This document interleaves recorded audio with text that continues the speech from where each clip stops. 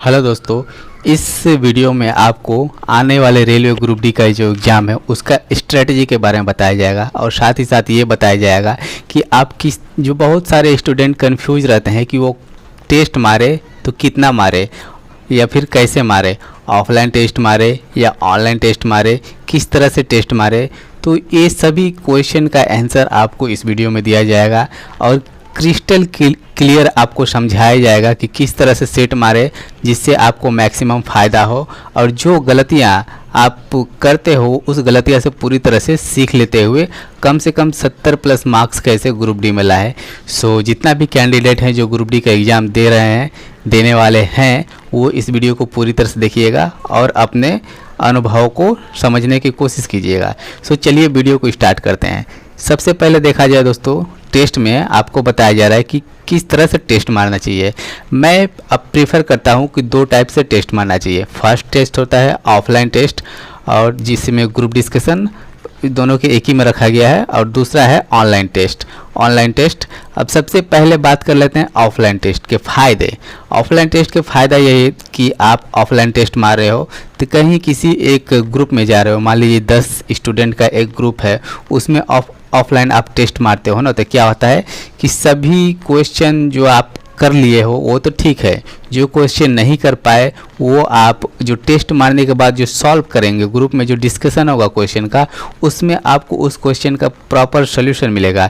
मान लीजिए कोई क्वेश्चन आपको नहीं आ रहा है और कोई क्वेश्चन किसी और को नहीं आ रहा है, तो दोनों आप इंटरचेंज करेंगे अपने नॉलेज को, तो अच्छी तरह से उस क्वेश्चन का सोल्यूशन हो पाएगा और इससे आपकी परफॉर्मेंस काफ़ी अच्छी होती जाएगी और आपका ग्रुप डिस्कशन से जो भी कन्फ्यूजन क्वेश्चन है, जैसे मान लीजिए मैथ में, रीजनिंग में, ये जीके, करंट अफेयर्स, कोई भी कन्फ्यूजन हो उसका प्रॉपर सोल्यूशन मिलेगा।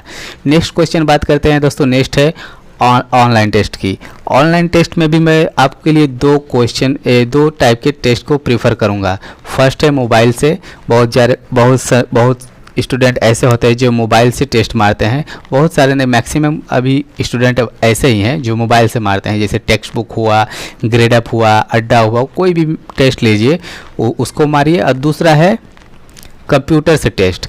ऑनलाइन टेस्ट आप मोबाइल से मारिए ही, लेकिन एक बहुत अच्छा आपको आइडिया बता रहा हूँ कि एग्ज़ाम में जाने से कम 10 से 15 सेट एग्ज़ाम में जाने से पहले आप कंप्यूटर पे, पीसी पे बैठ के एक सेट लगाइए, प्रॉपर लगाइए 14-15 सेट, तभी जाकर आप एग्ज़ाम में। इससे क्या होगा, ऑनलाइन टेस्ट और कंप्यूटर में मारने से जो भी आपको 4 से 5 मिनट तक का शेप मिलेगा ही मिलेगा, समय बचेगा। क्योंकि ऑफलाइन टेस्ट या फिर मोबाइल टेस्ट में बहुत डिफरेंट होता है, लेकिन कंप्यूटर पर बैठ के मारना और माउस से प्रॉपर स्क्रॉल डाउन करने में काफ़ी समय की बचत होगी अगर आपका पकड़ कंप्यूटर पर बैठकर टेस्ट मारने की रही। तो ये रही बात ऑफलाइन और ऑनलाइन की टेस्ट। अब देखते हैं दोस्तों कि कौन सी स्ट्रेटजी होनी चाहिए जिससे कि आप मैक्सिमम मार्क गेन कर सके आपके आने वाले ये जो भी सेट मारेंगे उसमें। सबसे पहले मान लीजिए आप कोई सेट मारते हैं ना, तो उसमें मार्किंग करना सीखिए। ऑनलाइन टेस्ट हो या ऑफलाइन टेस्ट, उसको मार्किंग कीजिए कि कौन सा क्वेश्चन आपका रॉन्ग हो रहा है, कौन सा क्वेश्चन आपका राइट हो रहा है। इसको मार्किंग करने के बाद आपको रिस्क लेना पड़ेगा। क्वेश्चन में कौन कौन सा रिस्क लेना है, कौन कौन सा रिस्क नहीं लेना है, सो ये भी बताइए। मान लीजिए आपको 4 ऑप्शन दिया है, ए, बी और सी, डी। अगर आप मान लीजिए कोई भी किसी भी तरीक़ा से 2 क्वेश्चन आपको एलिमिनेट करने में मान लीजिए एलिमिनेट कर दे रहे हैं, तो और 2 क्वेश्चन है ना बाकी, अगर 2 क्वेश्चन में आप कंफ्यूज हो रहे हैं, 50% में आप कंफ्यूज हो रहे हैं, तभी आप रिस्क लीजिए, नहीं तो उस क्वेश्चन को ऑल टुगेदर छोड़ ही देना चाहिए। और वैसे भी ये टेस्ट है, टेस्ट में आपको कई तरह से टेस्ट करना चाहिए। फर्स्ट की अगर आपको चारों में से कोई ऑप्शन नहीं आता है और उस टाइप का क्वेश्चन आप मार रहे हैं, तो उसमें से मान लीजिए 10 क्वेश्चन मारे तो उस कितना क्वेश्चन सही हो रहा है, या फिर 50-50 में मान लीजिए 4 ऑप्शन है, उसमें 2 क्वेश्चन आप एलिमिनेट कर दिए और बचा बाकी 2 क्वेश्चन।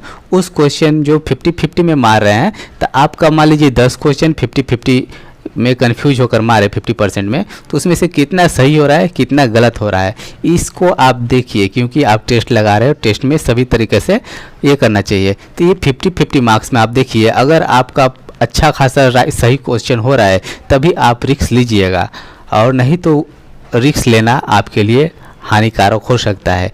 ये थी नेक्स्ट बात। और नेक्स्ट बात करें दोस्तों, नेक्स्ट क्वेश्चन है दोस्तों कि सेट मारने से पहले आपका टाइम मैनेजमेंट बहुत परफेक्ट होना चाहिए। जैसे कि मान लीजिए मैथ है, रीजनिंग है, साइंस का जीके है या फिर करंट अफेयर्स है।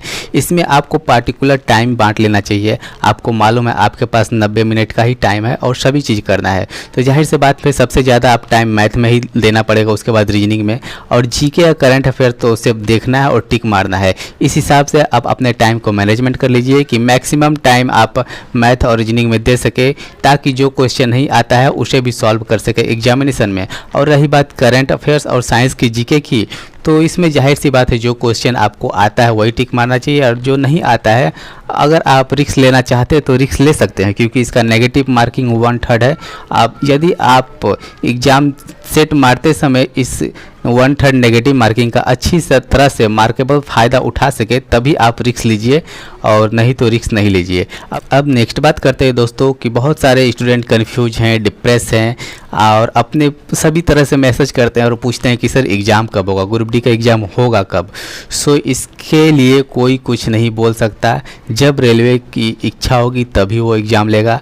इसमें आप देखिए चाहे कितना भी प्रोटेस्ट कर लीजिए, बहुत टाइप से प्रोटेस्ट हुआ रेलवे ग्रुप डी एग्ज़ाम दो, नहीं दिया रहा है। साथ ही DFCCIL का एग्जामिनेशन दे दिया है। रेलवे से रिलेटेड ऑर्डर जो अदर कैटेगरी का एग्ज़ाम है वो लिया जा रहा है। NTPC तो हो ही गया है, लेकिन ग्रुप डी देखिए दोस्तों 2018 से कोई नोटिफिकेशन दिया ही नहीं ग्रुप डी एग्ज़ाम होगा कब। इसलिए आप अपने एग्जामिनेशन प्रिपरेशन पर ध्यान दीजिए, इस पर ध्यान नहीं दीजिए कि ग्रुप डी एग्ज़ाम कब होगा, क्यों और कब नहीं होगा, क्योंकि फॉर्म फिलअप हुआ है तो एग्जामिनेशन होना ही है। और अपने आप पर संयम रखिए, स्ट्रेटजी बनाइए और प्रॉपर सॉल्यूशन करिए और टेस्ट मारते रहिए। आशा करते हो दोस्तों वीडियो आपको अच्छी लगी होगी। तो चलते हो दोस्तों, नमस्कार, जय हिंद।